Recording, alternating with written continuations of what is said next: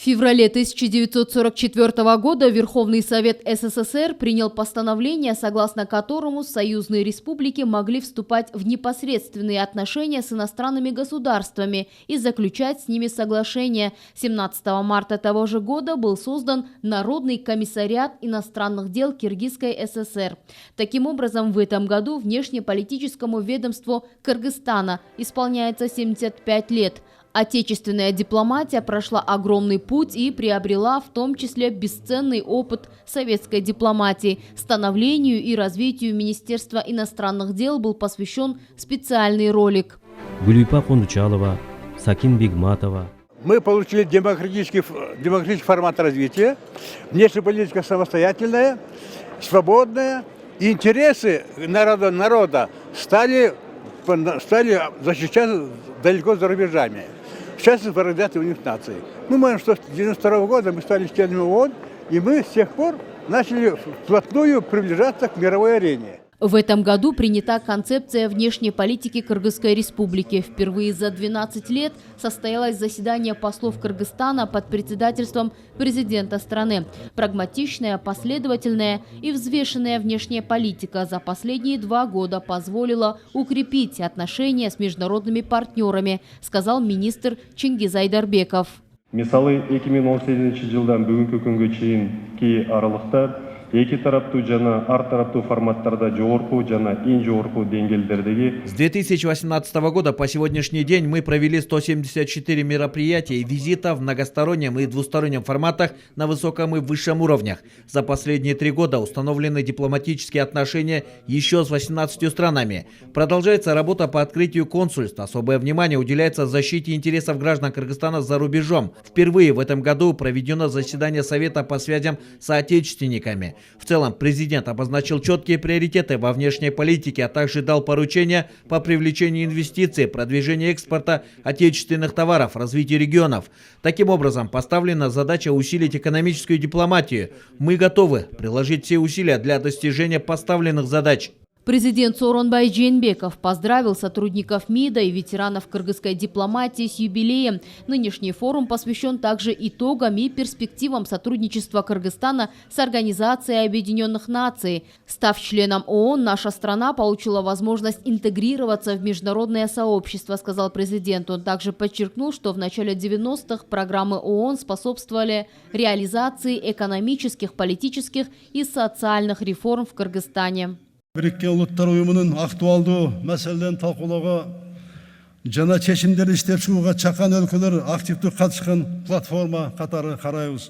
Акыркы жылдары Біріккен ұлттар ұйымының реформалоо, аны дүйнөлүк интеграциянын башка формасы менен алмаштыруу жөнүндө ар түрдүү идеялар чыгып жатканы баарыбызга маалым. Биз Кыргызстан жаңы реформалар аркылуу бул универсалдуу эл аралык уюмду чындап, анын эффективдүүлүгүн жана таасирин жогорулатуу зарыл деп эсептейбиз. Кыргызстан Біріккен ұлттар ұйымынын ишенимдүү өнөктөшү. Бул абройлуу уюм менен кызматташууну артыкчылыктуу бал катары баалайбыз. В соответствии с новой концепцией внешней политики, принятой весной этого года, Кыргызстан нацелен на проведение многовекторной, сбалансированной и прагматичной внешней политики, сказал президент. По его словам, за последние 2 года проведена серьезная работа по укреплению взаимовыгодного сотрудничества с соседними странами, союзниками и стратегическими партнерами. Кыргыз Республикасынын көп вектордуу, тең салмакталган жана прагматикалык тышкы саясатты жүргүзүүнү көздөйт. Акыркы 2 жыл ичинде коңшу өлкөлөр, союздаштар жана стратегиялык өнөктөштөр менен өз ара кызматташтыгыбызды бекемдөөгө багытталган олуттуу иштер жүргүзүлүүдө. Борбордук Азия өлкөлөрүндө Казакстанга, Өзбекстанга, Тажикстанга, Түркменистанга расмий визит жасалды. Россияга, Кытайга, Туркияга, Евросоюзга болгон мамлекеттик жана расмий сапарлар позитивдүү натыйжаларын берди. Россия Федерациясы биздин союздашыбыз жана стратегиялык өнөктөшүбүз. Эмдиги жылы биз Кыргыз Республикасынын Россия Федерациясында жана Россиянын Кыргызстанда жылдарын өткөрөбүз.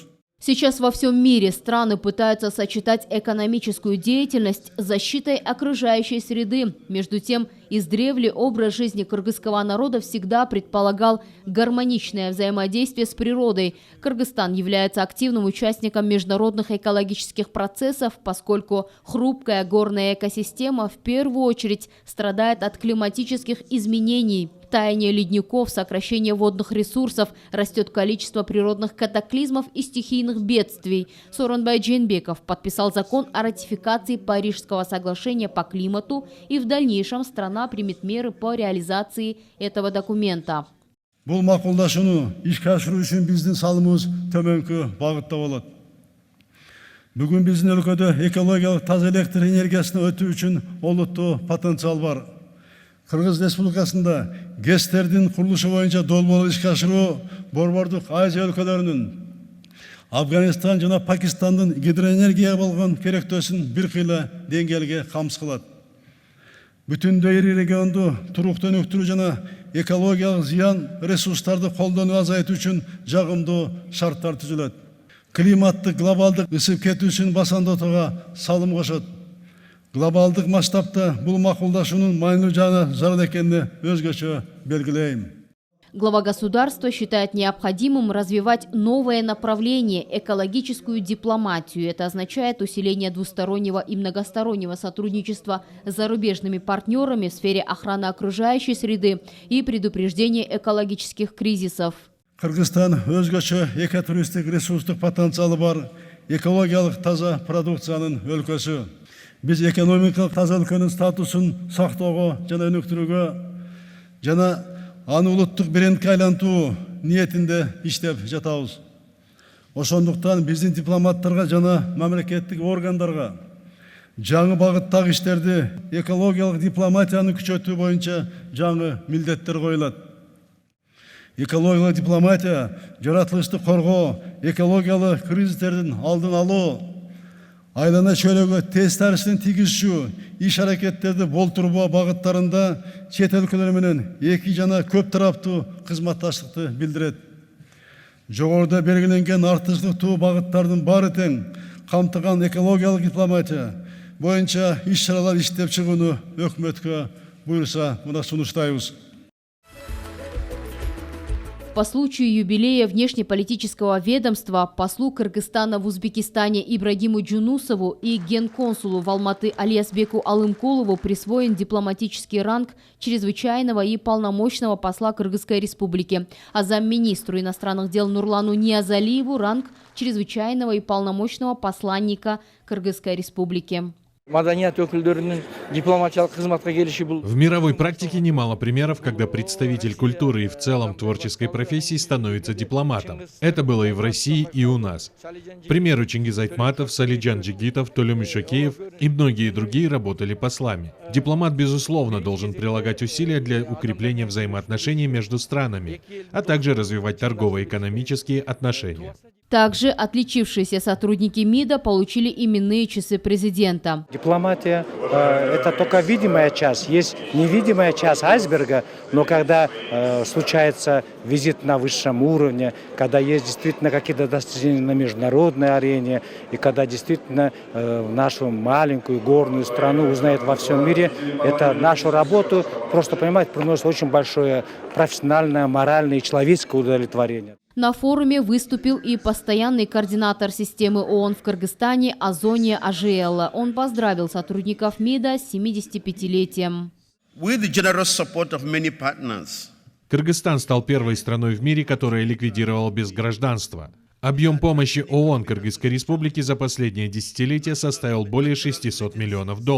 ООН будет и впредь помогать в проведении комплексных реформ. В этом году в ООН было 5 политических форумов высокого уровня, в которых активно участвовал Кыргызстан, в том числе саммит по климатическим действиям, по достижению целей в области устойчивого развития и другим. На мероприятии были приглашены главы всех диппредставительств иностранных государств. То, что сказал президент, конечно, он подтвердил настрой на последовательное развитие отношений с Россией. на углубление интеграции в рамках Евразийского экономического союза. Это такой самая верная широкая дорога. При всех сложностях, которые возникают на этом пути, при всех недоразумениях, которые могут быть в отдельных моментах, самое главное, что для Кыргызстана, для экономики обеспечена устойчивость, стабильность. Но последние 28 лет мы обеспечали $2 миллиарда в Кыргызстан. Это не долг, это только подарок. И мы еще здесь работаем в области сельского хозяйства, образования, здравоохранения. И наше сотрудничество только больше и больше. Отечественная дипломатия, безусловно, прошла нелегкий путь становления. Это связано с тем, что Кыргызстан пережил несколько политических потрясений. Но какая бы ситуация ни складывалась внутри страны, во внешней политике наши специалисты всегда пытались сохранить преемственность и стабильность, как того требует международная дипломатия. И все же внешнеполитический курс страны определяет глава государства, и от его решений и действий во многом зависит позиция и авторитет страны на международной арене, говорят эксперты. Нургуль Саматова, Бактурсун Душенбеков, Улан Сатиев, Алато 24.